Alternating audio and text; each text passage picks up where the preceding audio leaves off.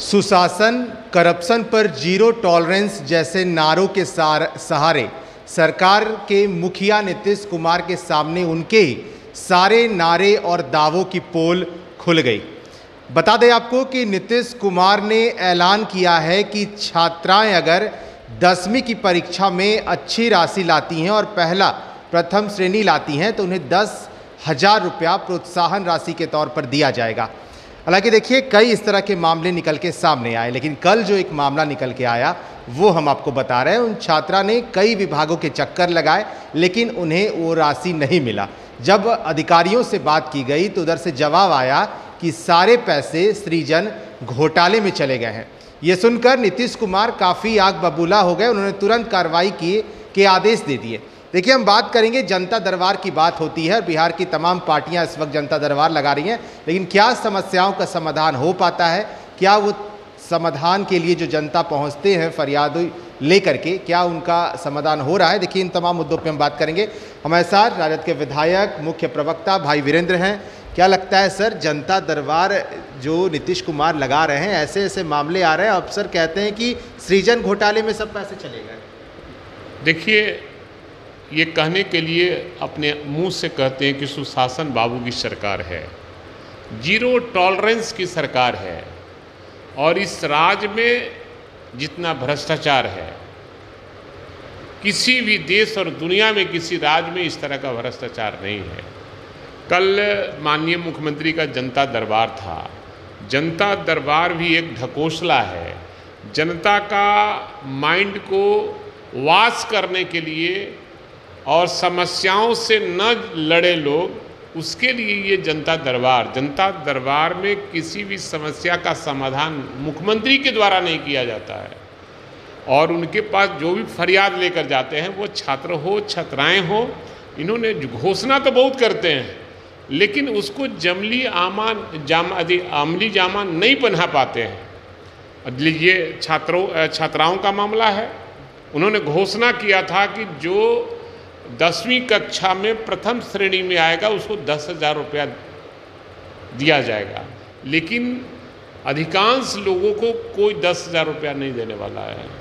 और एक लड़की ने कहा कि मैं दौड़ते दौड़ते परेशान हो गई, कई पदाधिकारी के यहाँ गए और वो कहते हैं कि सृजन घोटाला। तो आम आवाम भी ये बात जानती है कि सृजन घोटाला हुआ है और उसमें माननीय मुख्यमंत्री का हाथ है। गांव गांव तक चर्चा है। इनके राज्य में जितना भ्रष्टाचार है, देश और दुनिया में किसी जगह नहीं इतना भ्रष्टाचार है। ये कहने के लिए अपने मुंह से कहते कि सुशासन बाबू की सरकार है, जीरो टॉलरेंस की सरकार है। शायद हमको हमारी जो राजनीतिक जीवन है, हम ऐसा भ्रष्टाचार कभी देखा नहीं। कोई पदाधिकारी बिना पैसे लिए कोई काम नहीं करते, चाहे वो विधायक पैरवी करे, MP पैरवी करे, किसी की बात सुनते नहीं। कहते कि पैरवी कराते हो तो, और अगर वो 1,000 घूस लेगा तो कहता है कि 2,000 दो तक काम करेंगे। विधायक क्या कर लेंगे और MP क्या कर लेंगे? ये मुख्यमंत्री जी के राज में लोकतंत्र समाप्त होता नजर आ रहा है। ये NDA के राज में लोकतंत्र समाप्त होता नजर आ रहा है। इसलिए चारों स्तंभ हिल चुके हैं इनके राज में, और इनके राज में भ्रष्टाचार चरम पर है। और अनाचार, दुराचार, भ्रष्टाचार, बलात्कार ये तो रोज हो रहा है। हत्या का दौर चल रहा है। ये बेगुनाहों को फंसाने वाली सरकार है और हमेशा हत्या करने वाले की सजा नहीं मिलती है। जो हत्यारे हैं उसको पकड़ती इनकी पुलिस नहीं है। इनको राजनीति के प्रतिद्वंद्विता के कारण कई लोगों को राजनीति में फंसाया गया है, हत्या में फंसाया गया है, बलात्कार में फंसाया गया है। सामने आप लोग सब जानते हैं, आप पत्रकार हैं, चौथे स्तंभ के लोग हैं। और इनके राज्य में जो विरोध करने वाली लोग, राजनीति करने वाली पार्टियां हैं, उसको हर केस में किसी न किसी केस में फंसाने का प्रयास किया जाता है।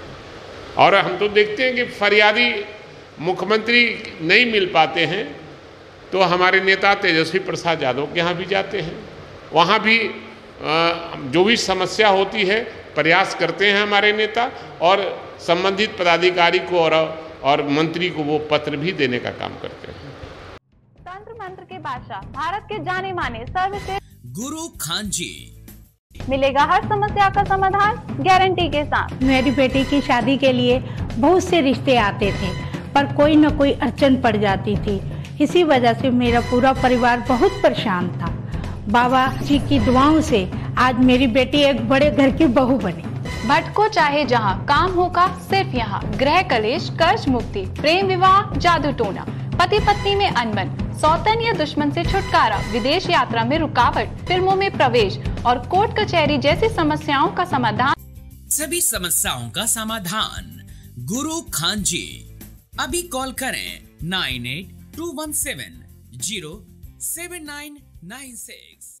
देखिए, जनता दरबार की सर आपने बात भी की, लेकिन अफसरशाही की बात हो रही है बिहार में कि क्योंकि जनता दरबार में अगर आम लोगों पे आरोप लगे तो हम मानते हैं, लेकिन अगर अफसरशाही प्रशासनिक अधिकारियों पे आरोप लगे तो ये बात कहीं ना कहीं नीतीश कुमार भी जानते हैं कि उनके इस सुशासन की सरकार में अफसरशाही चरम पर है। इस 16वां साल है उनका राज का और 16 साल से वो मुख्यमंत्री के पद पर आसीन हैं।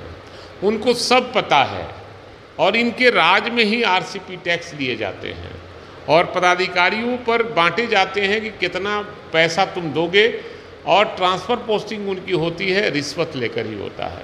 एक तो जात के आधार पर होता है कि आप किस जाति से आते हो, और दूसरा पैसे का मामला। और इस राज में जितना भ्रष्टाचार है और अफसरशाही है, ब्यूरोक्रेट का राज है, ये लोकतंत्र खत्म हो गया है। इसलिए ब्यूरोक्रेट का राज है, आम आवाम परेशान है और फरियादी का कहीं कोई सुनने वाला नहीं है। फरियाद लेकर जाने के बाद भी कोई काम नहीं हो पाता है। बिल्कुल। एक सवाल, नेता प्रतिपक्ष तेजस्वी यादव 18-19 सितंबर को 2 दिवसीय दौरे पर झारखंड जा रहे हैं। वहाँ कई बैठकों को संबोधित करेंगे। झारखंड में और राजद को किस तरह मजबूती दी जाए, पहले से प्लान था। अब नीतीश कुमार भी प्लान कर रहे हैं, रणनीति बना रहे हैं, वो भी अब जाएंगे झारखंड। देखिए, हम सरकार के अंग हैं झारखंड में।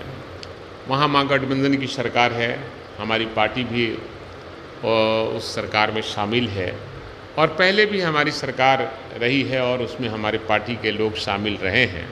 हमारा जनाधार है और उस जनाधार को और बेहतर बनाने के लिए, धारदार बनाने के लिए, संगठन को धारदार बनाने के लिए हमारे नेता तेजस्वी प्रसाद यादव और नेता वहाँ काम कर रहे हैं। और देखा देखी करने से थोड़ी राजनीति होती है। अब मुख्यमंत्री जाएं, चाहे प्रधानमंत्री जाएं, चाहे कोई जाए, सब लग कर हार गया तब ना वहाँ हमारा महागठबंधन की सरकार बनी।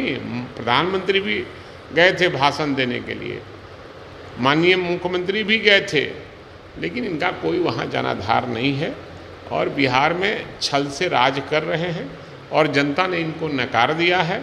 जो 71 सीट वाले हैं उनको 41 सीट ही दे पाई जनता, और जनता इनको नहीं चाहती है।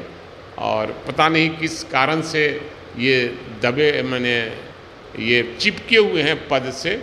इनको तो नैतिकता के आधार पर इस्तीफा दे देना चाहिए, क्योंकि तीसरे नंबर की पार्टी इनकी है जदयू और तीसरे नंबर का राज चल रहा है यहाँ मुख्यमंत्री पद का, इसलिए इनको तो निश्चित रूप से इस्तीफा दे देना चाहिए।